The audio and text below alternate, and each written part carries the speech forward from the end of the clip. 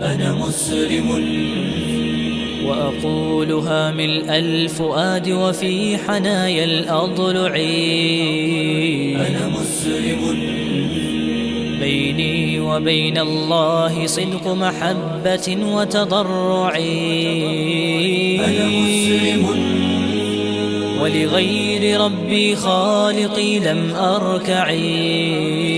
أنا مسلم وبقولها ما ذل قومي بأصطعي. السلام عليكم ورحمة الله وبركاته. الحمد لله والصلاة والسلام على رسول الله وعلى آله وصحبه ومن والاه. حياكم الله mes frères et sœurs, j'espère que vous allez bien. Bienvenue pour cette nouvelle vidéo réponse à l'abbé Pagès. Monsieur Pagès nous démontre tous les jours son ignorance énorme de l'islam. Et dans cette vidéo, il n'a pas dérogé à la règle. C'est même pire. Chers musulmans, vous allez entendre des choses incroyables, des choses tellement gros que la personne se posera une seule question. Mais est-ce qu'on peut être à ce point ignorant? Sans plus attendre, on va écouter ce que Monsieur Pagès raconte et accrochez-vous s'il vous plaît, c'est du lourd, du très très lourd. L'islam n'a pas d'autre gage de crédibilité à offrir que la supposée inimitabilité du Coran. C'est ainsi qu'à plusieurs reprises, dans le Coran, Allah lance aux incrédules le défi d'apporter une sourate ou des versets semblables aux siens, et de l'impossibilité présumée de relever son défi, Allah en déduit la preuve de l'origine divine du Coran et par voie de conséquence de celle de l'islam. Par exemple, à la sourate 17 et au verset 88, nous lisons: si les hommes et les djinns se concertaient pour produire quelque chose de semblable à ce Coran, ils ne sauraient y parvenir, même s'ils se prêtaient mutuellement assistance. Les djinns étant ces créatures mi-anges, mi-hommes propres à la mythologie musulmane. Or voici que la sourate 72, qui porte précisément le titre « Les djinns », fait parler des djinns. Se pose alors la question, qui parle dans la sourate 72, Allah ou les djinns? La sourate 72 est-elle la parole des djinns ou celle d'Allah? En tout cas, une chose est sûre, du fait que la parole des djinns est reconnue par le Coran, et donc par Allah, semblable aux autres paroles du Coran, le défi lancé par Allah est relevé. Et Allah est convaincu de mensonge par sa propre parole. Puisqu'Allah lui-même prouve que les djinns sont capables de produire un texte semblable à celui de son Coran, il est donc clair que le Coran ne vient pas de Dieu, ni donc l'islam. Que reste-t-il alors aux musulmans à faire, sinon à rejeter les calomnies et la haine de la foi chrétienne que le diable, qui est menteur et père du mensonge, n'a pas cessé par l'islam de leur inoculer pour à sa suite les damner? Que peuvent-ils faire de mieux que d'accueillir désormais et enfin, par le baptême, le pardon de leurs péchés et la vie éternelle que Dieu nous a donnée dans la mort et la résurrection de Jésus, le Messie? Que celui qui a des oreilles pour entendre, qu'il entende. Si les gens savaient qu'ils vont en enfer, ils donneraient leur vie au Christ. Voilà, c'est incroyable. Après plus de 1400 ans, on a enfin compris, et grâce à qui? À Monsieur Pagès, que Sourate les djinns est en fait écrite par les djinns, en conséquence que Sourate Myriam est écrite par la Vierge Marie, et Sourate al-Baqarah par une vache. Et encore plus gros, Surat al-Fil par un éléphant. Allahu Akbar. Non mais ici je m'incline, il est vraiment trop fort. Trêve de plaisanterie, comme vous voyez, le niveau du personnage est tellement bas qu'il a atteint le niveau de limace. On comprend pourquoi il refuse le débat en criant au viol. La vérité, c'est qu'il n'a pas le niveau. Monsieur Pagès ne fait que lire ce qu'on lui a écrit, le pauvre. Peut-être qu'il se rendra compte de sa bêtise, qui sait. Alors pour commencer, il nous dit que les djinns étant ces créatures mi-anges, mi-hommes, propres à la mythologie musulmane. Les djinns étant ces créatures mi-anges, mi-hommes, propres à la mythologie musulmane.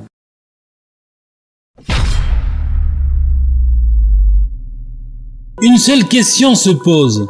Mais où est-ce que l'abbé Pagès a trouvé ça? Subhanallah. La lumière et la matière dont les anges sont issus. Dans Sahih Muslim, Aisha radiallahu anha a dit que le prophète alayhi salatu wassalam a dit: les anges ont été créés à partir de la lumière. Le djinn a été créé à partir du feu, ou d'un feu pur. Et Adam a été créé à partir de ce que vous a été décrit. Dans le Coran, Allah nous parle de la création des djinns. أعوذ بالله من الشيطان الرجيم بسم الله الرحمن الرحيم ولقد خلقنا الإنسان من صلصال من حمأ مسنون والجان خلقناه من قبل من نار السموم. Au nom d'Allah, le tout miséricordieux, le très miséricordieux. Nous créâmes l'homme d'une argile crissante, extraite d'une boue malléable. Et quant au djinn, nous l'avions auparavant créé d'un feu d'une chaleur ardente. Alors d'où l'abbé Pagès nous a sorti cette histoire que le djinn est un mi-homme, mi-ange? Ça veut dire, d'après Pagès, on prend de l'argile mouillée, la matière de l'homme, et de la lumière, ange, et on va obtenir un djinn. C'est incroyable, mais vrai. Après, l'abbé Pagès nous dit: l'islam n'a pas d'autre gage de crédibilité à offrir que la supposée inimitabilité du Coran. C'est ainsi qu'à plusieurs reprises, dans le Coran, Allah lance aux incrédules le défi d'apporter une sourate ou des versets semblables aux siens. Et de l'impossibilité présumée de relever son défi, Allah en déduit la preuve de l'origine divine du Coran et par voie de conséquence de celle de l'islam. Par exemple, à la sourate 17 et au verset 88, nous lisons: si les hommes et les djinns se concertaient pour produire quelque chose de semblable à ce Coran, ils ne sauraient y parvenir, même s'ils se prêtaient mutuellement assistance. Les djinns étant ces créatures mi-anges, mi-hommes propres à la mythologie musulmane. Or voici que la sourate 72, qui porte précisément le titre « Les djinns », fait parler des djinns. Se pose alors la question: qui parle dans la sourate 72, Allah ou les djinns? La sourate 72 est-elle la parole des djinns ou celle d'Allah? En tout cas, une chose est sûre, du fait que la parole des djinns est reconnue par le Coran, et donc par Allah, semblable aux autres paroles du Coran, le défi lancé par Allah est relevé. Et Allah est convaincu de mensonge par sa propre parole.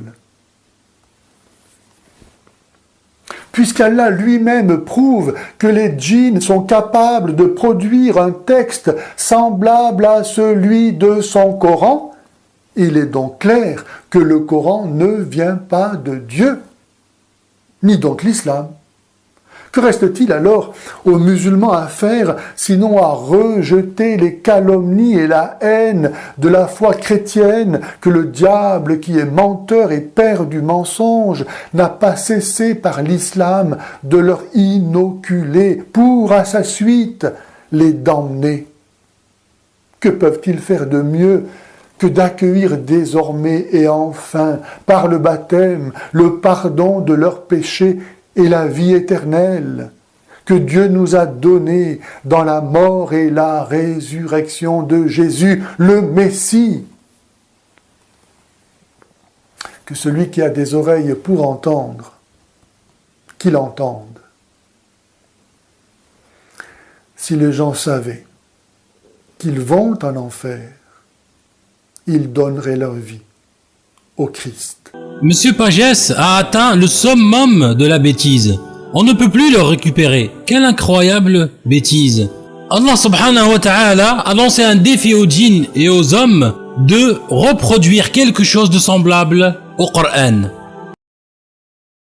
أعوذ بالله من الشيطان الرجيم بسم الله الرحمن الرحيم قل لئن اجتمعت الإنس والجن على أن يأتوا بمثل هذا القرآن لا يأتون بمثله ولو كان بعضهم لبعض ظهيرا. Au nom d'Allah, le tout miséricordieux, le très miséricordieux. Dis, même si les hommes et les djinns s'unissaient pour produire quelque chose de semblable à ce Coran, ils ne sauraient produire rien de semblable, même s'ils se soutenaient les uns les autres. Les Quraysh, ça veut dire les polythéistes à l'époque du prophète alayhi salatu wassalam, n'ont pas réussi à produire quelque chose de semblable, bien que Allah leur a facilité la tâche. Au début, il leur a demandé que 10 sourates. أعوذ بالله من الشيطان الرجيم بسم الله الرحمن الرحيم أم يقولون افتراه قل فأتوا بعشر سور مثله مفتريات وادعوا من استطعتم من دون الله إن كنتم صادقين. Au nom d'Allah, le tout miséricordieux, le très miséricordieux. Ou bien ils disent, il a forgé le Coran. Dis, apportez donc 10 sourates semblables à ceci, forgées par vous, et appelez qui vous pourrez pour vous aider, hormis Allah si vous êtes véridique. Et ils n'ont pas réussi. Après, il leur a demandé une seule sourate. أعوذ بالله من الشيطان الرجيم بسم الله الرحمن الرحيم وإن كنتم في ريب مما نزلنا على عبدنا فأتوا بسورة من مثله وادعوا شهداءكم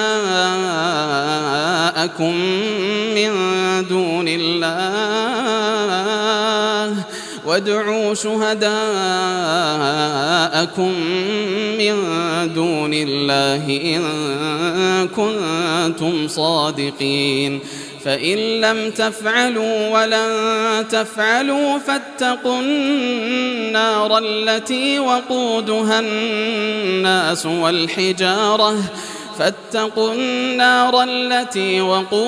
الناس والحجارة أعدت للكافرين. Au nom d'Allah, le tout miséricordieux, le très miséricordieux. Si vous avez un doute sur ce que nous avons révélé à notre serviteur, tâchez donc de produire une sourate semblable et appelez vos témoins, les idoles, que vous adorez en dehors d'Allah, si vous êtes véridiques. Et la suite du verset ne peut prévenir que du Créateur qui ne se trompe jamais. Si vous n'y parvenez pas, et à coup sûr vous n'y parviendrez jamais, parez-vous donc contre le feu qu'alimenteront les hommes et les pierres, lequel est réservé aux infidèles.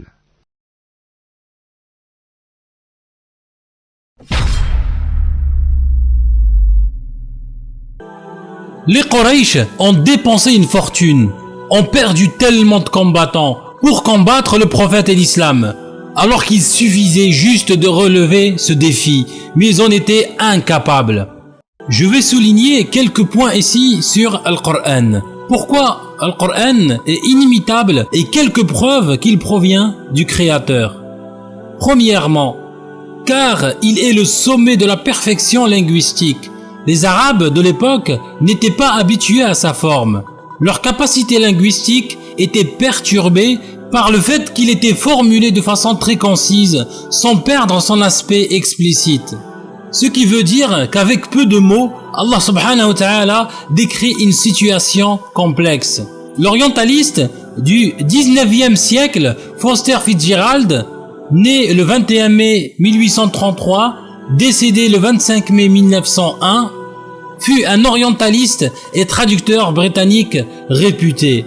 Il décrit que, je cite, « Du point de vue littéraire, Al-Qur'an est considéré comme un spécimen de la langue arabe pure, composé à moitié tel un poème et à moitié tel de la prose. On dit que dans certains cas, les grammairiens ont adapté leurs règles afin de concorder avec certaines phrases et expressions utilisées dans le Coran.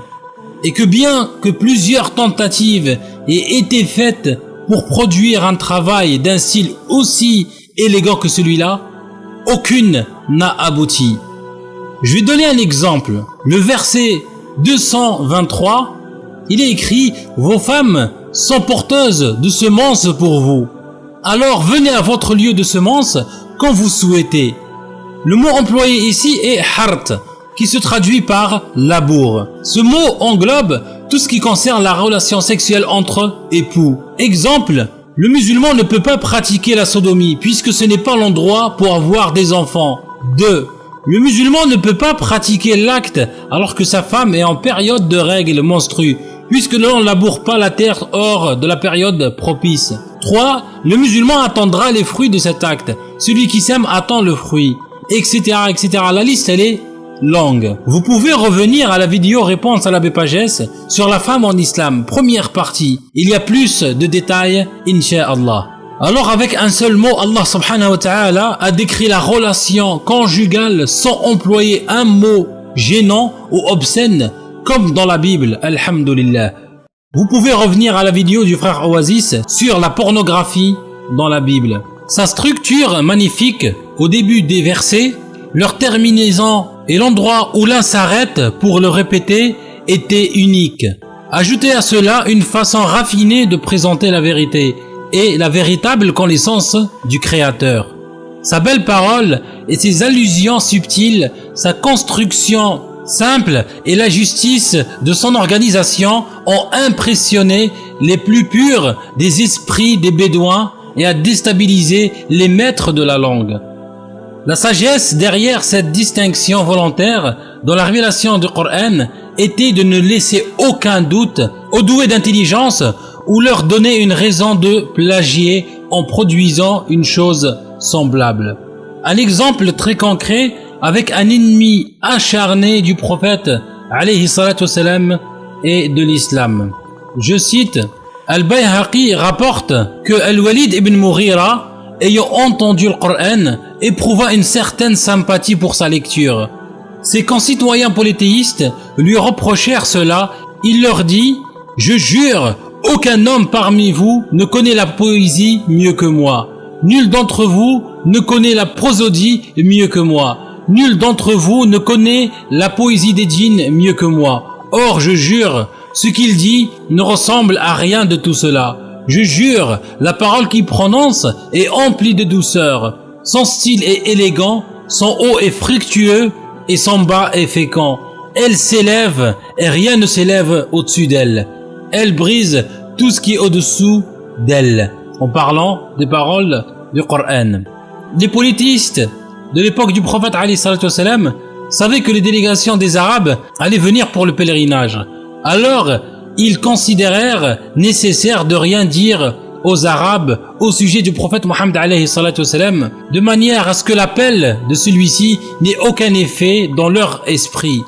Un groupe d'entre eux se réunit chez Al-Walid ibn Mughira pour se concentrer sur ce qu'il fallait dire. Al-Walid leur conseilla de tenir le même langage et de ne pas diverger au point de se contredire ou d'inscrire leurs propos dans une situation de porte-à-faux. Ils lui demandèrent de leur proposer son opinion. Al-Walid répondit « Mais non, proposez et moi j'écoute ». Ils dirent « Nous dirons que c'est un devin ». Al-Walid dit « Non, par Allah, ce n'est pas un devin. Nous avons vu les devins. Il n'a ni le chuchotement, ni la prose d'un devin. » Ils dirent « Alors nous dirons que c'est un fou. » Al-Walid reprit « Il n'est pas fou. Nous l'avons vu le fou et nous savons le reconnaître. Il n'en a ni l'agressivité, ni l'agitation, ni la confusion. » Et ils dirent donc « Nous dirons que c'est un poète. » Al-Walid refusa en disant « Ce n'est pas un poète. Nous connaissons la poésie dans tous ses genres. Non, ce n'est pas un poète. » Ils dirent « Nous dirons que c'est un magicien. » Al-Walid dit « Ce n'est pas un magicien. Nous avons vu les magiciens et leur magie. Il ne fait pas de nœud pour y souffler. Que devons-nous dire alors ?» Al-Walid dit « Je jure, il ne fait pas de doute que sa parole est agréable, élégante, intelligente et rare. Vous ne direz jamais rien de tout cela sans qu'on ne sache que c'est faux. Le mieux que vous puissiez dire à son sujet est ceci. C'est un magicien qui vous porte une parole magique, séparant l'homme de son père, de son frère, de sa femme et de son clan. Fuyez-le donc. Subhanallah al-Ali al-Azim. Ils n'ont pas trouvé une seule excuse pour refuser son message, alors ils ont inventé des mensonges. À propos d'Al-Walid ibn Mughira, Allah subhanahu wa ta'ala a révélé les versets 11 à 25 dans la sourate 74. Car Al-Qur'an mentionne certaines choses à venir. Elles se sont produites en accord avec ce que Allah avait prévu. أعوذ بالله من الشيطان الرجيم بسم الله الرحمن الرحيم لقد صدق الله رسوله الرؤيا بالحق لتدخلن المسجد الحرام إن شاء الله آمنين محلقين رؤوسكم ومقصرين لا تخافون فعلم ما لم تعلموا فجعل من دون ذلك فتحا قريبا. Au nom d'Allah, le tout miséricordieux, le très miséricordieux. Allah a été véridique en la vision par laquelle il annonça à son messager en toute vérité. Vous entrerez dans la mosquée sacrée si Allah veut, en toute sécurité, ayant rasé vos têtes ou coupé vos cheveux, sans aucune crainte. Il savait donc ce que vous ne saviez pas. Il a placé en deçà de cela la trêve de Hudaybiyah, une victoire proche. Ce verset descendait après l'accord de l'Hudaybiyah, qui était entre les musulmans et les polythéistes, conclu par le prophète alayhi salatu wassalam, après que les Mécois ont refusé aux musulmans d'accomplir le pèlerinage, malgré pas mal de points dans le traité en défaveur des musulmans, chose que les compagnons du prophète alayhi salatu wassalam n'arrivaient pas à avaler. Il en fut ainsi en effet, et les compagnons du prophète entrèrent dans la mosquée sacrée sans crainte et la tête rasée, comme Al-Qur'an l'a mentionné un an auparavant. Un autre exemple, dans Sourate Ar-Rum, les Romains, Allah a révélé quelque chose d'impressionnant. Bismillahir-Rahmanir-Rahim. ألف لام ميم غلبت الروم في أدنى الأرض وهم من بعد غلبهم سيغلبون في بضع سنين لله الأمر من قبل ومن بعد ويومئذ يفرح المؤمنون بنصر الله ينصر من يشاء وهو العزيز الرحيم وعد الله لا يخلف الله وعده ولكن أكثر الناس لا يعلمون. Au nom d'Allah, le tout miséricordieux, le très miséricordieux. Alif, Lam Mim. Les Romains ont été vaincus. Dans le pays voisin, et après leur défaite, ils seront les vainqueurs, dans quelques années. À Allah appartient le commandement, au début et à la fin, et ce jour-là, les croyants se réjouiront du secours d'Allah. Il secourt qui il veut, et il est le Tout-Puissant, le Tout Miséricordieux. C'est là la promesse d'Allah. Allah ne manque jamais à sa promesse, mais la plupart des gens ne savent pas. Les Perses étaient adorateurs du feu, et leur succès réjouit beaucoup les Arabes idolâtres de la Mecque. Ils disent, vous, ô musulmans, vous et les chrétiens, vous avez un livre. Nous n'avons pas de livre, pas plus que les Perses. Nos frères, les Perses, ont vaincu les chrétiens. Bientôt, nous aurons le dessus sur vous. Abu Bakr fit alors un pari avec Ubayd bin Khalaf, que la prophétie serait accomplie dans l'espace de 3 ans. Le pari était de 10 jeunes chamelles. Le prophète, ayant appris le pari, fit observer à Abu Bakr que le mot bid'a signifiait un nombre de 3 à 10. Le terme du pari furent donc modifiés. On fixa le temps à 9 ans et le pari à 100 chamelles. Ubayd mourut à son retour d'Uhud, mais les Byzantins ayant défait les Perses 7 ans après leur défaite, les héritiers de Ubayd ont donné à Abu Bakr les 100 chamelles. Le prophète lui dit, donne-les aux pauvres. On remarque ici que la prédiction de Dieu est précise. Dans quelques années, bid'a sinin. Le mot bid'a signifie un nombre de 3 à 9 et s'appliquant à une époque très rapprochée. Les croyants se réjouiront, Dieu ne viole point ses serments. À ce sujet, l'historien Gibbon a dit, je cite, au moment où les expéditions perses étaient à leur apogée, Mohammed avait annoncé que les drapeaux romains allaient être hissés pour la victoire dans quelques années. Au moment où cette prédiction fut annoncée, rien n'était logiquement plus étonnant ni invraisemblable qu'un triomphe romain, puisque les 12 premières années du règne d'Héraclius laissaient plutôt penser à la chute imminente et la fin dernière de l'État romain. 9 ans ne permettaient donc pas logiquement à un pays dans un état pareil de se ressaisir, d'organiser son armée et d'avoir la victoire. Surtout si l'on sait que les produits agricoles étaient régulièrement acheminés d'Égypte depuis 3 siècles pour être distribués à Constantinople et que ce ravitaillement s'était arrêté pour la première fois en 618. Que les problèmes allaient assaillir Héraclius à tel point qu'il a décidé d'aller s'installer à Carthage en Afrique du Nord, en Tunisie, et de faire d'elle la capitale de son royaume. Mais malgré cela, le miracle se produisit. On ne conçoit pas qu'un homme de sens qui prétend être prophète puisse s'engager au point d'annoncer que tel événement aura lieu infailliblement dans un laps de temps déterminé sans être sûr de son fait. Voilà la chronologie de l'histoire. Ce qu'il dit à propos des générations passées, il était connu par les gens de Quraysh que Mohammed était un illettré ne sachant ni lire ni écrire. Il ne s'est pas assis avec des enseignants à l'école et n'a pas fréquenté les érudits. Il a grandi au sein d'un peuple qui n'avait aucun livre. Il était ignorant en matière de recherche scientifique et historique.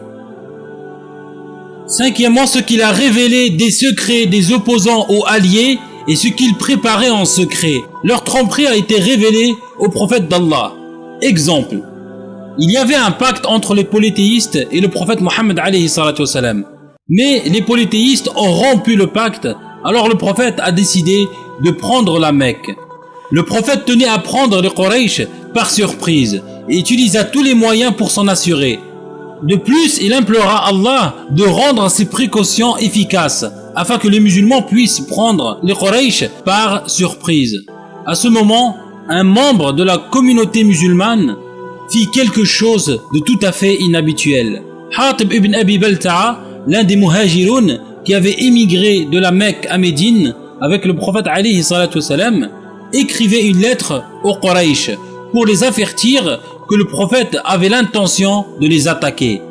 Alors le prophète Mohammed alayhi salatu wassalam a envoyé des compagnons pour intercepter cette lettre. Ali radiallahu anhu a dit, l'envoyé d'Allah nous dépêcha, moi, Abu Mu'tad et Az-Zubayr, en nous disant, prenez le départ Et quand vous arriverez à Rawdat al-Khar, vous rencontrerez une femme des idolâtres détenant une lettre de Hatib ibn Balta'a à l'adresse des idolâtres. Nous étions à cheval et nous rattrapâmes la femme en question qui était sur un chameau à l'emplacement prévu par l'envoyé d'Allah. Remets-nous la lettre, nous lui dîmes. Je ne possède pas la lettre, répondit-elle. Nous allongeâmes son chameau contre le sol et nous nîmes à chercher la lettre, mais sans la trouver. Il est inconcevable que l'envoyé d'Allah soit dans l'erreur, nous lui dirent, en haussant la voix. Remets-nous la lettre, autrement, nous allons te dévêtir. Constatant notre détermination, elle mit la main sur un nœud du voile qui l'enveloppait et nous donna la lettre que nous prîmes pour la porter à l'envoyé d'Allah sallallahu alayhi wa sallam. Une fois le contenu de la lettre dévoilé, Omar radiallahu anhu s'écria: Ô envoyé d'Allah, l'auteur de la lettre a trahi Allah, son envoyé et les croyants. Permets-moi de le châtier. Le prophète s'adressant au fautif lui dit: Pourquoi as-tu agi ainsi? Par Allah, répondit Hatib, ce n'est pas parce que je ne crois pas en Allah et en son messager, mais je désirais avoir un appui qui, grâce à Allah, devait me garantir la protection de ma famille et de mes biens. Il n'existe pas un seul parmi tes compagnons qui ne dispose là-bas d'un membre de sa famille, qui grâce à Allah pourra protéger sa famille et ses biens. C'est exact, répondit le prophète, qui ajouta: Vous ne devez plus l'évoquer qu'en bien. Jusqu'à la fin du hadith. Ce hadith est dans Sahih Bukhari. J'ai d'autres exemples, mais manque de temps malheureusement. Je vais citer ici quelques points en résumé. Ce qu'il comprend comme savoir de la plus infime particule a des faits sur le cosmos que les Arabes ne connaissaient pas, ni Mohammed alayhi salatu wassalam. Et plus important, ce qu'il comprend de la science, de la charia et comment déduire des lois, des manières d'argumentation logique et sa sagesse tirée des récits des prédécesseurs, des sujets de l'au-delà et des meilleures manières et comportements. 7. Il ne comporte aucune contradiction malgré le fait que c'est un livre très dense qui inclut beaucoup de faits et des sujets variés. C'est un miracle en soi car il est lu de la même manière de partout et Dieu a promis de le protéger. C'est un fait établi. Que à la différence des autres prophètes dont les miracles ont disparu avec eux, Al-Qur'an est le miracle éternel du prophète Mohammed alayhi salatu wassalam. 9. Ceux qui le lisent ne s'en lassent pas, ceux qui l'entendent ne sont pas dérangés, et ceux qui le répètent en tombent amoureux. Et pour finir, il comporte des preuves et des choses prouvées. Ceux qui en comprennent le sens savent comment déduire des preuves et comment trouver le jugement religieux tout en considérant la manière dont il est lu et dont il est compris. C'est son aspect concis qui prouve son caractère miraculeux. C'est avec son sens que l'on découvre le message et l'avertissement d'Allah subhanahu wa ta'ala. L'apprendre par cœur a été rendu facile. La crainte qu'éprouve le cœur lorsqu'il est écouté et l'humilité qui entoure ceux qui le lisent sont indescriptibles.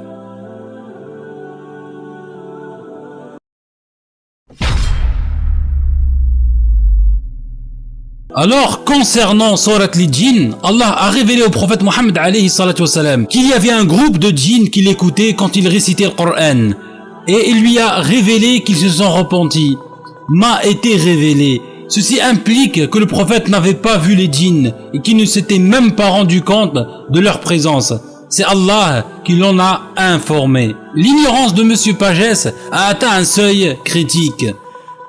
Alors que Monsieur Pagès et les chrétiens relèvent le défi du Coran et l'exposent aux spécialistes de la langue arabe s'ils sont véridiques. Et quand l'abbé Pagès dit que l'islam n'a pas d'autre gage de crédibilité à offrir que la supposée inimitabilité du Coran, c'est un mensonge de sa part. Le défi qu'Allah a lancé dans le Coran n'est qu'une petite partie de la véracité de sa révélation. أعوذ بالله من الشيطان الرجيم بسم الله الرحمن الرحيم وقل جاء الحق وزهق الباطل إن الباطل كان زهوقا. Au nom d'Allah, le tout miséricordieux, le très miséricordieux. Et dis, la vérité, l'islam, est venue, et l'erreur a disparu, car l'erreur est destinée à disparaître.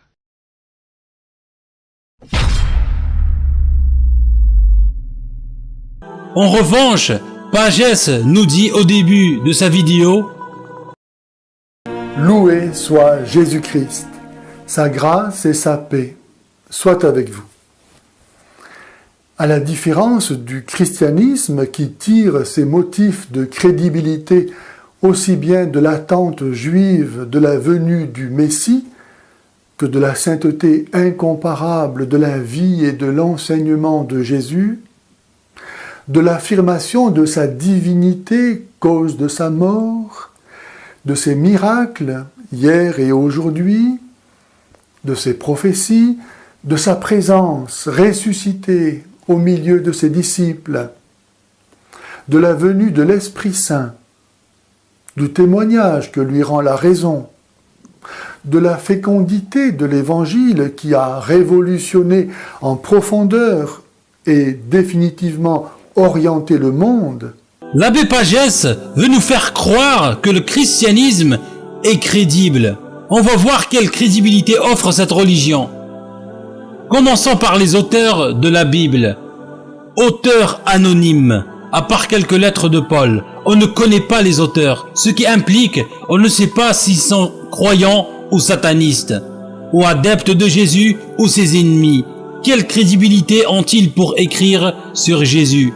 Historians have to have evidence. Well, what kind of evidence do they look for? The best kind of evidence when dealing with ancient periods is to find evidence that goes back to the time itself.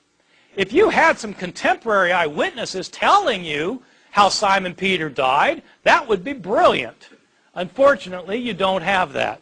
You would love, though, to have contemporary accounts written like the next day from the events. That would be great.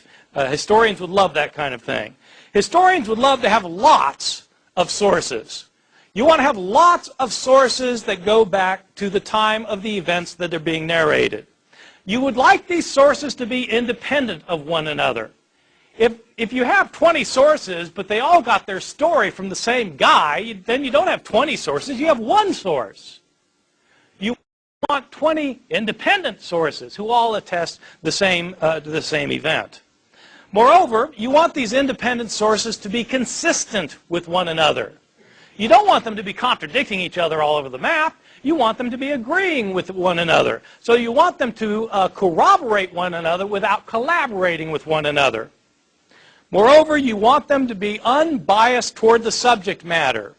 You don't want them to be skewing things in light of their own self-interests. If you're an ancient historian trying to establish what probably happened in the past. What kind of sources do we have when it comes to the Gospels? The Gospels are our sources for knowing about the resurrection of Jesus. Are they the kind of sources that historians would want when trying to establish what probably happened in the past? I think the answer to that question is no. When were the Gospels written? Well, they are not contemporary to the events they narrate. Scholars debate when the Gospels were written, but by far the most common datings are that Mark was written sometime around 65 or 70 AD, Luke and Matthew about 10 or 15 years later, John maybe 10 or 15 years later, so John maybe around the year 90 or 95, Matthew and Luke around 80 to 85. These are the dates that are taught throughout the universities and divinity schools and seminaries of North America and Europe. I take them to be right for reasons that I can give you if anybody really wants to know. It's complicated arguments. If these dates are correct, it means that our earliest account of Jesus' resurrection is 40 years after the event. 40 years after the event. Well, Paul was writing before that, wasn't it? Yes, Paul was writing before that. Paul talks about the resurrection in 1 Corinthians. Well, that's 20 years after the event. So that's better. The Gospels give us the narratives. Paul makes reference to it, but there's a 20-year gap. You don't have somebody who was there writing about it. Second point. None of the authors were eyewitnesses. Paul himself indicates that he was not an eyewitness, and none of the gospel writers was an eyewitness. People, of course, call the gospel books Matthew, Mark, Luke, and John. Well, they call them Matthew, Mark, Luke, and John because we don't know who wrote these books, and there's no point calling them Sam, Fred, Jerry, and Harry. I mean, they're written by people. We don't know who they were written by. They are anonymous. You might not think so because they have the title, The Gospel According to Matthew. Whoever put that title on it was an editor later. The original books are all anonymous, written in the third person. Moreover, the followers of Jesus were Aramaic-speaking peasants from Galilee, lower-class men who were not educated. In fact, Peter and John in Acts chapter 4, verse 13, are literally said to be illiterate. They couldn't read and write. Of course not. They were fishermen. They didn't go to school. The vast majority of people in the ancient world never learned to read, let alone write. And their native language was Aramaic. These books are written in Greek by highly educated, rhetorically trained writers who are skilled in Greek composition. Probably not disciples and don't claim to be disciples. Un récit contradictoire, falsifié et qui n'a rien d'historique et contredit la science moderne. Chacun a sa propre Bible, sa propre traduction, ses propres livres. Vous pouvez revenir à la vidéo « La falsification de la Bible ». Jésus n'est jamais venu avec une religion qui s'appelle christianisme d'ailleurs. Jésus ne sait même pas ce que c'est le christianisme, n'a jamais rencontré de chrétien de sa vie. Même les disciples n'ont jamais été appelés chrétiens que très tard. Le christianisme n'a aucune légitimité, c'est une religion calquée sur les anciennes croyances païennes. Décidée par un empereur païen, Constantin, vous pouvez revenir à la vidéo Jésus, l'historique ou Jésus, la légende. Monsieur Pagès adore dire que l'islam c'est l'antéchrist. Son seul argument est que seul l'antéchrist vient après Jésus, ce qui est complètement faux bibliquement. L'antéchrist, c'est le christianisme, cette religion inventée de toutes pièces par des idolâtres, des païens qui ont déguisé leurs croyances païennes avec une nouvelle religion polythéiste, mais se dit monothéiste, ce qui est faux puisque les chrétiens sont trinitaires pour la majorité. Dans sa préface de l'histoire du christianisme, Édouard Gibbon écrit, je cite, « S'il est vrai que le christianisme a triomphé du paganisme, il en demeure pas moins que le paganisme a réussi à corrompre le christianisme. L'Église de Rome a remplacé le déisme pur des premiers chrétiens par l'incompréhensible dogme de la Trinité. Pareillement, de nombreuses doctrines païennes inventées par les Égyptiens et idéalisées par Platon ont été adoptées parce que considérées comme dignes de foi. Jésus a dit qu'il y aura des prophètes véridiques après lui. » Premier épître de Jean, chapitre 4. Bien-aimés, n'ajoutez pas foi à tout esprit, mais éprouvez les esprits pour savoir s'ils sont de Dieu. Car plusieurs faux prophètes sont venus dans le monde. Reconnaissez à ceci l'Esprit de Dieu. Tout esprit qui confesse Jésus-Christ venu en chair est de Dieu. Et tout esprit qui ne confesse pas Jésus n'est pas de Dieu. C'est celui de l'Antéchrist dont vous avez appris la venue et qui maintenant est déjà dans le monde. Nous, musulmans, on n'est pas musulmans si on ne croit pas en Jésus, que la paix soit sur lui, comme véridique, comme Messie, comme envoyé d'Allah subhanahu wa ta'ala, comme il l'a lui-même dit dans la Bible à maintes reprises. Exemple, Jean 17:3. Jean, chapitre 17. Or, la vie éternelle, c'est qu'ils te connaissent, toi, le seul vrai Dieu, et celui que tu as envoyé, Jésus-Christ. D'ailleurs, Monsieur Pagès disait dans ses vidéos « Loué soit Jésus-Christ, le seul vrai Dieu ». Mais depuis qu'on lui a montré son erreur et sa contradiction flagrante avec sa Bible, il a changé en « Loué soit Jésus-Christ, que sa paix soit avec vous ». Mais une question à Monsieur Pagès, où est-ce que Jésus a dit que ma paix soit avec vous? Puisque dans la Bible, il ne dit pas cela. Exemple. Jean, chapitre 20. Jésus leur dit de nouveau, « La paix soit avec vous. Comme le Père m'a envoyé, moi aussi je vous envoie. Évangile de Luc, chapitre 24. Tandis qu'il parlait de la sorte, lui-même se présenta au milieu d'eux et leur dit, « La paix soit avec vous. » Voilà, c'est que la paix soit avec vous. Comme nous musulmans on dit Assalamu alaykum, ou les juifs disent Shalom alaykum. Alors d'où est-ce que Monsieur Pagès nous a sorti que la paix de Jésus soit avec vous? La question demeure, pourquoi Monsieur Pagès contredit toujours sa propre Bible? Je pourrais donner encore plus de preuves, mais je vais m'arrêter là, Inch'Allah. Alors que Monsieur Pagès nous montre la crédibilité de la Bible avec des preuves factuelles, dans un débat s'il est véridique. J'espère que la vidéo était instructive et claire. Je vous dis à une prochaine vidéo, Inch'Allah. D'ici là, prenez soin de vous. Alhamdulillah, wassalatu wassalamu ala rasulillah, wa ala alihi wa sahbihi wa man wala. Assalamu alaykum wa rahmatullahi wa barakatuh.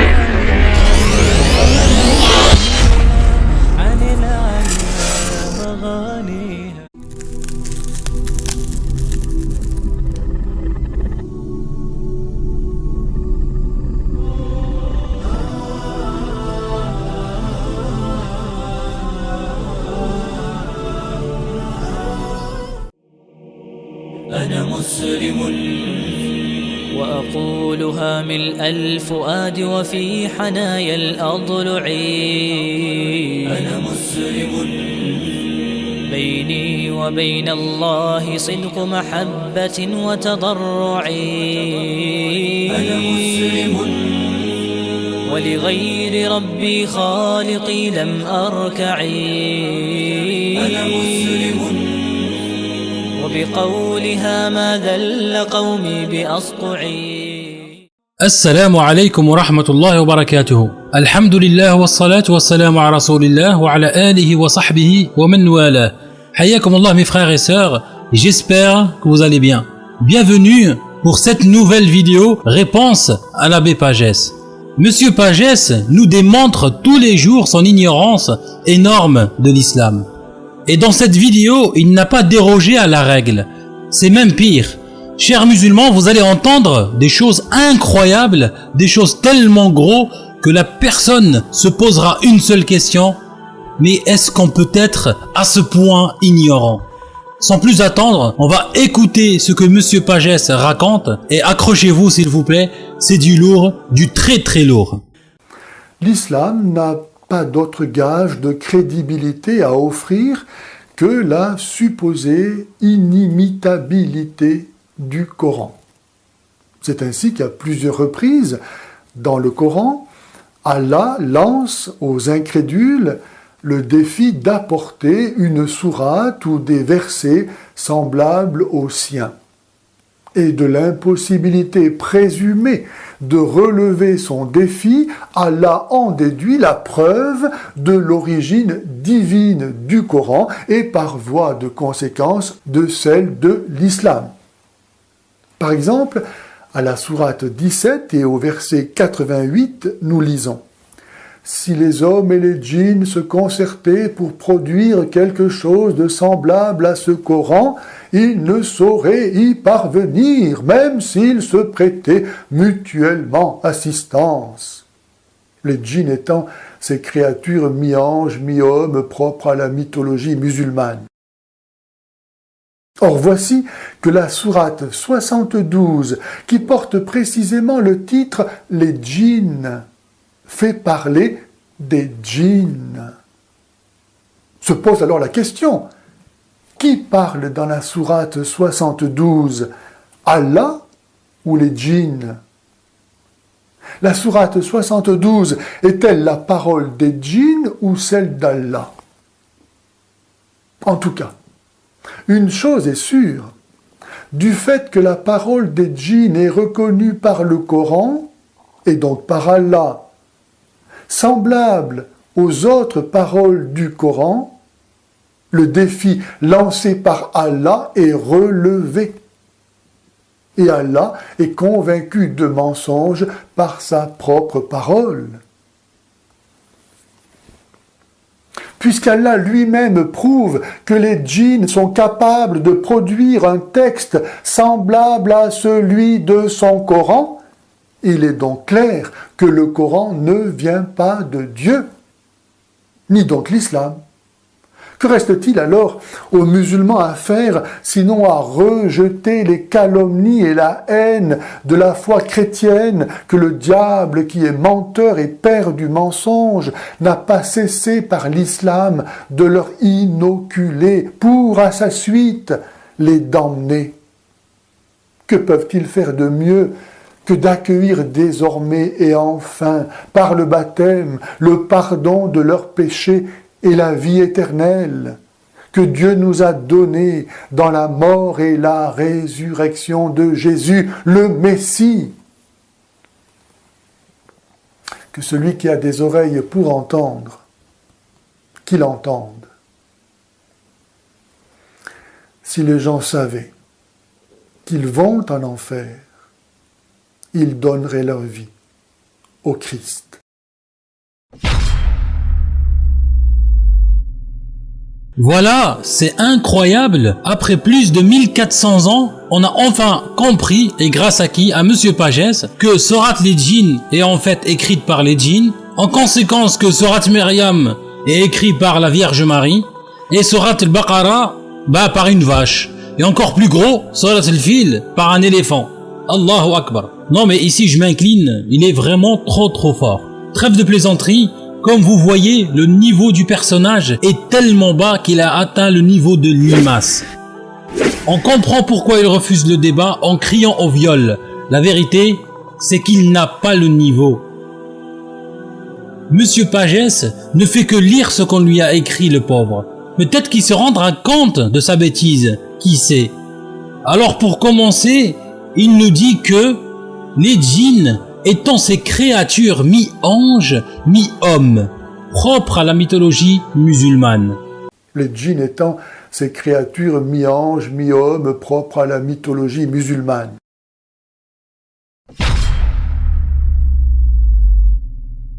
Une seule question se pose. Mais où est-ce que l'abbé Pagès a trouvé ça? Subhanallah. La lumière est la matière dont les anges sont issus. Dans Sahih Muslim, Aïcha radiallahu anha a dit que le prophète alayhi salatu wassalam a dit: les anges ont été créés à partir de la lumière. Le djinn a été créé à partir du feu, ou d'un feu pur. Et Adam a été créé à partir de ce que vous a été décrit. Dans le Coran, Allah nous parle de la création des djinns. أعوذ بالله من الشيطان الرجيم بسم الله الرحمن الرحيم ولقد خلقنا الإنسان من صلصال من حمأ مسنون والجان خلقناه من قبل من نار السموم. Au nom d'Allah, le tout miséricordieux, le très miséricordieux. Nous créâmes l'homme d'une argile crissante, extraite d'une boue malléable. Et quant au djinn, nous l'avions auparavant créé d'un feu d'une chaleur ardente. Alors d'où l'abbé Pagès nous a sorti cette histoire que le djinn est un mi-homme, mi-ange? Ça veut dire, d'après Pagès, on prend de l'argile mouillée, la matière de l'homme, et de la lumière, ange, et on va obtenir un djinn. C'est incroyable, mais vrai. Car il est le sommet de la perfection linguistique. Les Arabes de l'époque n'étaient pas habitués à sa forme. Leur capacité linguistique était perturbée par le fait qu'il était formulé de façon très concise, sans perdre son aspect explicite. Ce qui veut dire qu'avec peu de mots, Allah subhanahu wa ta'ala décrit une situation complexe. L'orientaliste du 19e siècle, Foster Fitzgerald, né le 21 mai 1833, décédé le 25 mai 1901, fut un orientaliste et traducteur britannique réputé. Il décrit que, je cite, « Du point de vue littéraire, Al-Qur'an est considéré comme un spécimen de la langue arabe pure, composé à moitié tel un poème et à moitié tel de la prose. On dit que dans certains cas, les grammairiens ont adapté leurs règles afin de concorder avec certaines phrases et expressions utilisées dans le Coran. Et que bien que plusieurs tentatives aient été faites pour produire un travail d'un style aussi élégant que celui-là, aucune n'a abouti. Je vais donner un exemple. Le verset 223, il est écrit « Vos femmes sont porteuses de semences pour vous. Alors venez à votre lieu de semences quand vous souhaitez. » Le mot employé ici est « hart » qui se traduit par « labour ». Ce mot englobe tout ce qui concerne la relation sexuelle entre époux. Exemple, le musulman ne peut pas pratiquer la sodomie puisque ce n'est pas l'endroit pour avoir des enfants. 2. Le musulman ne peut pas pratiquer l'acte alors que sa femme est en période de règles menstrues, puisque l'on ne laboure pas la terre hors de la période propice. 3. Le musulman attendra les fruits de cet acte. Celui qui sème attend le fruit, etc., etc. La liste, elle est longue. Vous pouvez revenir à la vidéo réponse à l'abbé Pagès sur la femme en islam, première partie. Il y a plus de détails, incha'Allah. Alors avec un seul mot, Allah subhanahu wa ta'ala a décrit la relation conjugale sans employer un mot gênant ou obscène comme dans la Bible, alhamdulillah. Vous pouvez revenir à la vidéo du frère Oasis sur la pornographie dans la Bible. Sa structure magnifique au début des versets, leur terminaison et l'endroit où l'un s'arrête pour le répéter était unique. Ajoutez à cela une façon raffinée de présenter la vérité et la véritable connaissance du Créateur. Sa belle parole et ses allusions subtiles, sa construction simple et la justice de son organisation ont impressionné les plus purs des esprits des Bédouins et a déstabilisé les maîtres de la langue. La sagesse derrière cette distinction volontaire dans la révélation du Coran était de ne laisser aucun doute aux doués d'intelligence ou leur donner une raison de plagier en produisant une chose semblable. Un exemple très concret avec un ennemi acharné du prophète alayhi salatu wassalam et de l'islam. Je cite, Al-Bayhaqi rapporte que Al-Walid ibn Mughira, ayant entendu le Coran, éprouva une certaine sympathie pour sa lecture. Ses concitoyens polythéistes lui reprochèrent cela. Il leur dit, « Je jure, aucun homme parmi vous ne connaît la poésie mieux que moi. Nul d'entre vous ne connaît la prosodie mieux que moi. Nul d'entre vous ne connaît la poésie des djinns mieux que moi. Or, je jure, ce qu'il dit ne ressemble à rien de tout cela. Je jure, la parole qu'il prononce est emplie de douceur. Son style est élégant, son haut est fructueux et son bas est fécond. Elle s'élève et rien ne s'élève au-dessus d'elle. Elle brise tout ce qui est au-dessous d'elle. En parlant des paroles du Coran. Les politistes de l'époque du prophète alayhi salatu wassalam savaient que les délégations des Arabes allaient venir pour le pèlerinage. Alors, ils considérèrent nécessaire de rien dire aux Arabes au sujet du prophète Mohammed alayhi salatu wassalam, de manière à ce que l'appel de celui-ci n'ait aucun effet dans leur esprit. Un groupe d'entre eux se réunit chez Al-Walid ibn Mughira pour se concentrer sur ce qu'il fallait dire. Al-Walid leur conseilla de tenir le même langage et de ne pas diverger au point de se contredire ou d'inscrire leurs propos dans une situation de porte-à-faux. Ils lui demandèrent de leur proposer son opinion. Al-Walid répondit « Mais non, proposez et moi j'écoute. » Ils dirent « Nous dirons que c'est un devin. » Al-Walid dit « Non, par Allah, ce n'est pas un devin. Nous avons vu les devins. Il n'a ni le chuchotement, ni la prose d'un devin. » Ils dirent « Alors nous dirons que c'est un fou. » Al-Walid reprit « Il n'est pas fou. Nous l'avons vu le fou et nous savons le reconnaître. Il n'en a ni l'agressivité, ni l'agitation, ni la confusion. » Et ils dirent donc « Nous dirons que c'est un poète. » Al-Walid refusa en disant « Ce n'est pas un poète. Nous connaissons la poésie dans tous ses genres. non, ce n'est pas un poète. Ils dirent, nous dirons que c'est un magicien. Al-Walid dit, ce n'est pas un magicien. Nous avons vu les magiciens et leur magie. Il ne fait pas de nœud pour y souffler. Que devons-nous dire alors? Al-Walid dit, je jure, il ne fait pas de doute que sa parole est agréable, élégante, intelligente et rare. Vous ne direz jamais rien de tout cela sans qu'on ne sache que c'est faux. Le mieux que vous puissiez dire à son sujet est ceci. C'est un magicien qui vous porte une parole magique séparant l'homme de son père, de son frère, de sa femme et de son clan. Fuyez-le donc. Subhanallah al-Ali al-Azim. Ils n'ont pas trouvé une seule excuse pour refuser son message, alors ils ont inventé des mensonges.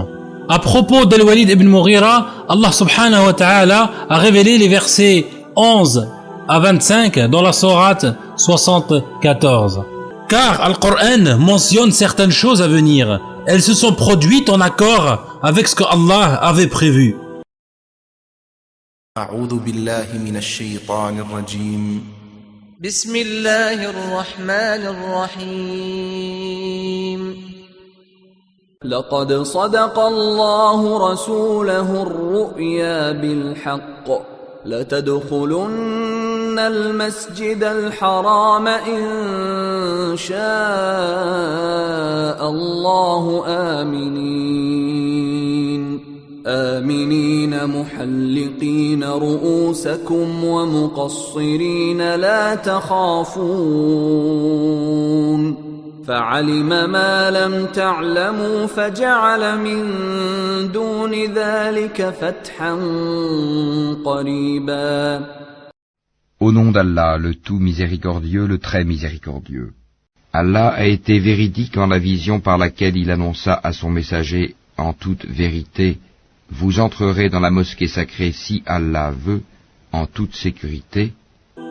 Après, l'abbé Pagès nous dit: l'islam n'a pas d'autre gage de crédibilité à offrir que la supposée inimitabilité du Coran.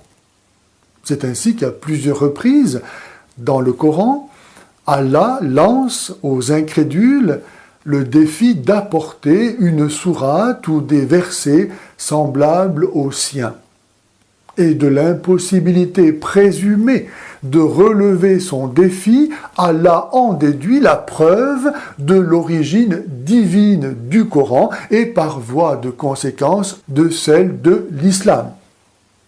Par exemple, à la sourate 17 et au verset 88, nous lisons: si les hommes et les djinns se concertaient pour produire quelque chose de semblable à ce Coran, ils ne sauraient y parvenir, même s'ils se prêtaient mutuellement assistance.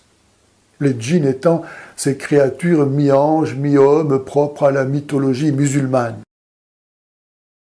Or voici que la sourate 72, qui porte précisément le titre « Les djinns », fait parler des djinns. Se pose alors la question: qui parle dans la sourate 72, Allah ou les djinns? La sourate 72 est-elle la parole des djinns ou celle d'Allah? En tout cas, une chose est sûre: du fait que la parole des djinns est reconnue par le Coran, et donc par Allah, semblable aux autres paroles du Coran, le défi lancé par Allah est relevé. Et Allah est convaincu de mensonge par sa propre parole.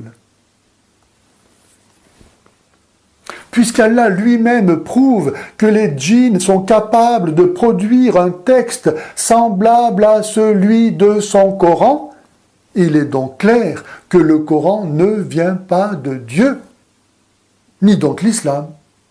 Que reste-t-il alors aux musulmans à faire, sinon à rejeter les calomnies et la haine de la foi chrétienne que le diable, qui est menteur et père du mensonge, n'a pas cessé par l'islam de leur inoculer pour à sa suite les damner? Que peuvent-ils faire de mieux que d'accueillir désormais et enfin, par le baptême, le pardon de leurs péchés et la vie éternelle, que Dieu nous a donné dans la mort et la résurrection de Jésus, le Messie. Que celui qui a des oreilles pour entendre, qu'il entende. Si les gens savaient qu'ils vont en enfer, ils donneraient leur vie au Christ. Monsieur Pagès a atteint le summum de la bêtise. On ne peut plus le récupérer. Quelle incroyable bêtise.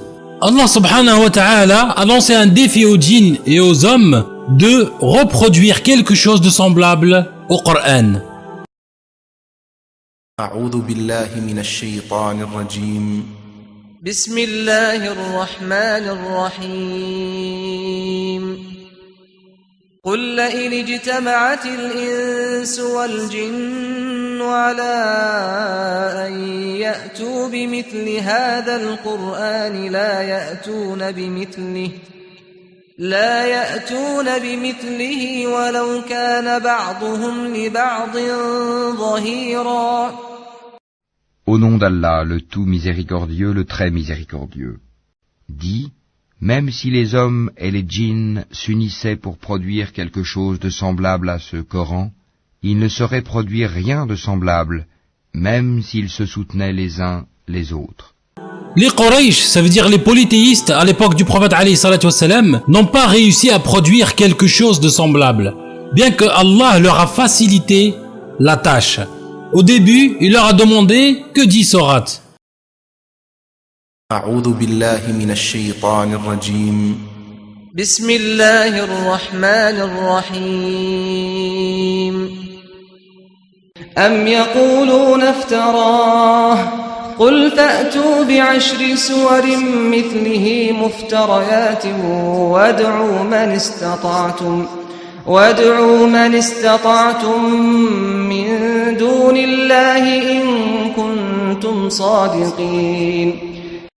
Au nom d'Allah, le tout miséricordieux, le très miséricordieux. Ou bien ils disent, il a forgé le Coran.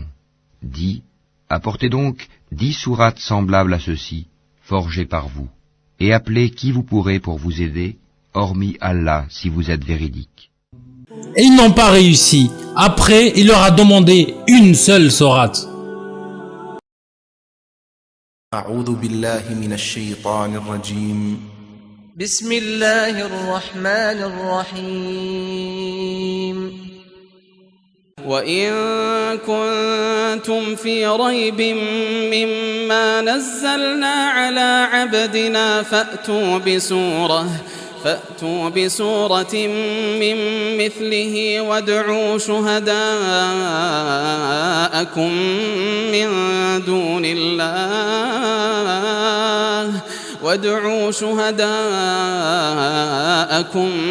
من دون الله إن كنتم صادقين فإن لم تفعلوا ولن تفعلوا فاتقوا النار التي وقودها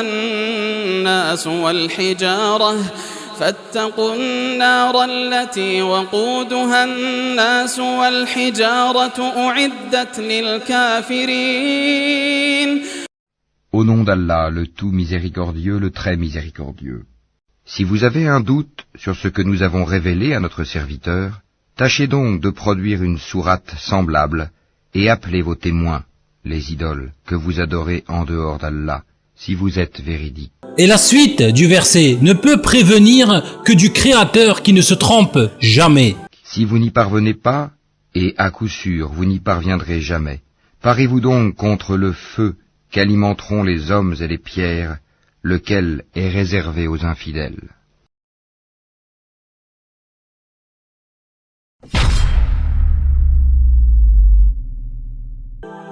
Les Quraysh ont dépensé une fortune, ont perdu tellement de combattants pour combattre le prophète et l'islam, alors qu'il suffisait juste de relever ce défi, mais ils en étaient incapables. Je vais souligner quelques points ici sur Al-Qur'an. Pourquoi Al-Qur'an est inimitable et quelques preuves qu'il provient du Créateur. Premièrement, ayant rasé vos têtes ou coupé vos cheveux, sans aucune crainte. Il savait donc ce que vous ne saviez pas. Il a placé en deçà de cela la trêve de Hudaybiyah, une victoire proche. ce verset descendait après l'accord de l'Hudaybiyah, qui était entre les musulmans et les polythéistes, conclu par le prophète alayhi salatu wassalam. Après que les Mécois ont refusé aux musulmans d'accomplir le pèlerinage, malgré pas mal de points dans le traité en défaveur des musulmans, chose que les compagnons du prophète alayhi salatu wassalam n'arrivaient pas à avaler, ils ont fui ainsi en effet, et les compagnons du prophète entrèrent dans la mosquée sacrée sans crainte et la tête rasée, comme Al-Qur'an l'a mentionné un an auparavant. Un autre exemple, dans Surat Ar-Rum, les Romains, Allah a révélé quelque chose d'impressionnant. Bismillahir-Rahmanir-Rahim. Alif Lam Mim. Ghulibatir Rum fi adna al-ard wa hum min ba'di ghalabihim sayaghlibun في بضع سنين لله الأمر من قبل ومن بعد ويومئذ يفرح المؤمنون بنصر الله ينصر من يشاء وهو العزيز الرحيم وعد الله لا يخلف الله وعده ولكن أكثر الناس لا يعلمون. Au nom d'Allah, le tout miséricordieux, le très miséricordieux. Alif, Lam, Mim. Les Romains ont été vaincus. Dans le pays voisin, et après leur défaite, ils seront les vainqueurs, dans quelques années. À Allah appartient le commandement, au début et à la fin, et ce jour-là, les croyants se réjouiront du secours d'Allah. Il secourt qui il veut, et il est le Tout-Puissant, le Tout Miséricordieux. C'est là la promesse d'Allah. Allah ne manque jamais à sa promesse, mais la plupart des gens ne savent pas. Les Perses étaient adorateurs du feu, et leur succès réjouit beaucoup les Arabes idolâtres de la Mecque. Ils disent, vous, ô musulmans, vous et les chrétiens, vous avez un livre. Nous n'avons pas de livre, pas plus que les Perses. Nos frères, les Perses, ont vaincu les chrétiens. Bientôt, nous aurons le dessus sur vous. Abu Bakr fit alors un pari avec Ubayd bin Khalaf, que la prophétie serait accomplie dans l'espace de 3 ans. Le pari était de 10 jeunes chamelles.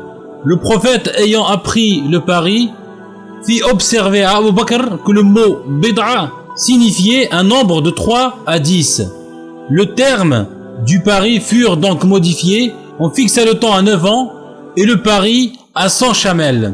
Ubayd mourut à son retour d'Uhud, mais les Byzantins ayant défait les Perses 7 ans après leur défaite, les héritiers de Ubayd ont donné à Abu Bakr les 100 chamelles. Le prophète lui dit, donne-les aux pauvres. On remarque ici que la prédiction de Dieu est précise. Dans quelques années, Bid'a Sinin. Le mot Bid'a signifie un nombre de 3 à 9 et s'appliquant à une époque très rapprochée. Les croyants se réjouiront, Dieu ne viole point ses serments. À ce sujet, l'historien Gibbon a dit, je cite, au moment où les expéditions perses étaient à leur apogée, Mohammed avait annoncé que les drapeaux romains allaient être hissés pour la victoire dans quelques années. Au moment où cette prédiction fut annoncée, rien n'était logiquement plus étonnant ni invraisemblable qu'un triomphe romain, puisque les 12 premières années du règne d'Héraclius laissaient plutôt penser à la chute imminente et la fin dernière de l'État romain. 9 ans ne permettaient donc pas logiquement à un pays dans un état pareil de se ressaisir, d'organiser son armée et d'avoir la victoire. Surtout si l'on sait que les produits agricoles étaient régulièrement acheminés d'Égypte depuis 3 siècles pour être distribués à Constantinople et que ce ravitaillement s'était arrêté pour la première fois en 618, que les problèmes allaient assaillir Héraclius à tel point qu'il a décidé d'aller s'installer à Carthage en Afrique du Nord, en Tunisie, et de faire d'elle la capitale de son royaume. Mais malgré cela, le miracle se produisit. On ne conçoit pas qu'un homme de sens qui prétend être prophète puisse s'engager au point d'annoncer que tel événement aura lieu infailliblement dans un laps de temps déterminé sans être sûr de son fait. Voilà la chronologie de l'histoire. Ce qu'il dit à propos des générations passées, il était connu par les gens de Quraysh que Mohammed était un illettré, ne sachant ni lire ni écrire. Il ne s'est pas assis avec des enseignants à l'école et n'a pas fréquenté les érudits. Il a grandi au sein d'un peuple qui n'avait aucun livre. Il était ignorant en matière de recherche scientifique et historique. Cinquièmement, ce qu'il a révélé des secrets des opposants aux alliés et ce qu'ils préparaient en secret. Leur tromperie a été révélée au prophète d'Allah. Exemple, il y avait un pacte entre les polythéistes et le prophète Mohammed alayhi salatu wassalam. Mais les polythéistes ont rompu le pacte, alors le prophète a décidé de prendre la Mecque. Le prophète tenait à prendre les Quraysh par surprise et utilisa tous les moyens pour s'en assurer. De plus, il implora Allah de rendre ces précautions efficaces afin que les musulmans puissent prendre les Quraysh par surprise. À ce moment, un membre de la communauté musulmane fit quelque chose de tout à fait inhabituel. Hatib ibn Abi Balta'a, l'un des muhajiroun qui avait émigré de la Mecque à Médine avec le prophète alayhi salatu wassalam, écrivait une lettre aux Quraysh pour les avertir que le prophète avait l'intention de les attaquer. Alors le prophète Mohammed alayhi salatu wassalam a envoyé des compagnons pour intercepter cette lettre. Ali radiallahu anhu a dit: l'envoyé d'Allah nous dépêcha, moi, Abu Mu'tad et Az-Zubayr, en nous disant: prenez le départ et quand vous arriverez à Rawdat al-Khar, vous rencontrerez une femme des idolâtres détenant une lettre de Hatib ibn Balta'a à l'adresse des idolâtres. Nous étions à cheval et nous rattrapâmes la femme en question qui était sur un chameau à l'emplacement prévu par l'envoyé d'Allah. Remets-nous la lettre, nous lui dîmes. Je ne possède pas la lettre, répondit-elle. Nous allongeâmes son chameau contre le sol et nous nîmes à chercher la lettre, mais sans la trouver. Il est inconcevable que l'envoyé d'Allah soit dans l'erreur, nous lui dirent, en haussant la voix. Remets-nous la lettre, autrement, nous allons te dévêtir. Constatant notre détermination, elle mit la main sur un nœud du voile qui l'enveloppait et nous donna la lettre que nous prîmes pour la porter à l'envoyé d'Allah sallallahu alayhi wa sallam. Une fois le contenu de la lettre dévoilé, Omar radiallahu anhu s'écria: ô envoyé d'Allah, l'auteur de la lettre a trahi Allah, son envoyé et les croyants. Permets-moi de le châtier.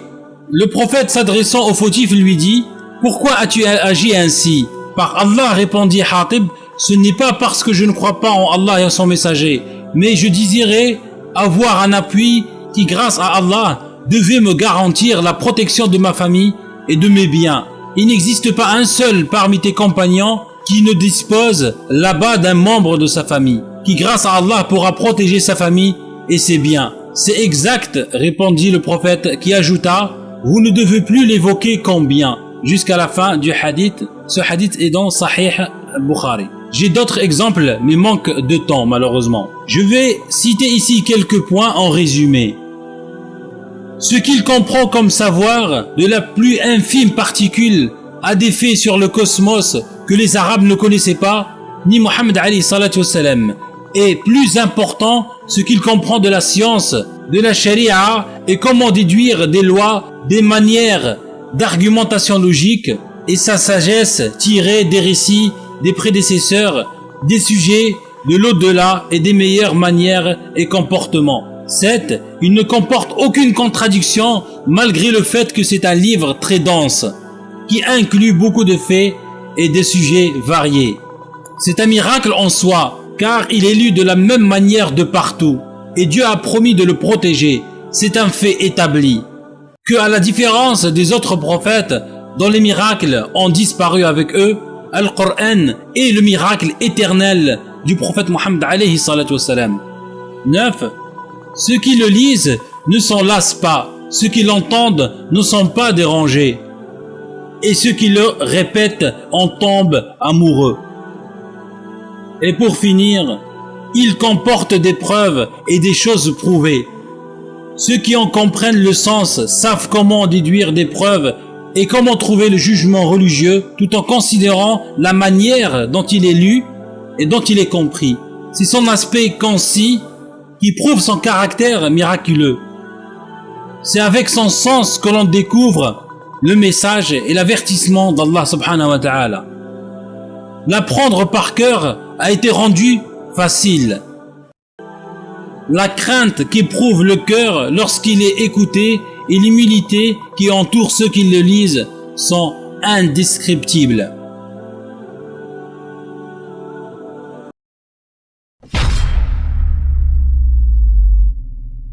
Alors, concernant Surat al-Jinn, Allah a révélé au prophète Mohammed alayhi salatu wassalam qu'il y avait un groupe de djinns qui l'écoutaient quand il récitait le Coran. Et il lui a révélé qu'ils se sont repentis. M'a été révélé. Ceci implique que le prophète n'avait pas vu les djinns et qu'il ne s'était même pas rendu compte de leur présence. C'est Allah qui l'en a informé. L'ignorance de Monsieur Pagès a atteint un seuil critique. Alors que Monsieur Pagès et les chrétiens relèvent le défi du Coran et l'exposent aux spécialistes de la langue arabe s'ils sont véridiques. Et quand l'abbé Pagès dit que l'islam n'a pas d'autre gage de crédibilité à offrir que la supposée inimitabilité du Coran, c'est un mensonge de sa part. Le défi qu'Allah a lancé dans le Coran n'est qu'une petite partie de la véracité de sa révélation. أعوذ بالله من الشيطان الرجيم بسم الله الرحمن الرحيم وقل جاء الحق وزهق الباطل إن الباطل كان زهوقا. Au nom d'Allah, le tout miséricordieux, le très miséricordieux. Et dit, la vérité, l'islam, est venue, et l'erreur a disparu, car l'erreur est destinée à disparaître.